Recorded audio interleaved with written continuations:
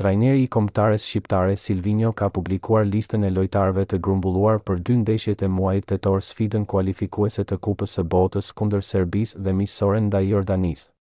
Tekniku kuqezi ka thërritur 25 lojtarë dhe risja e vetme është futbollisti i Shkëndijës së Tetovës Klisman Cake.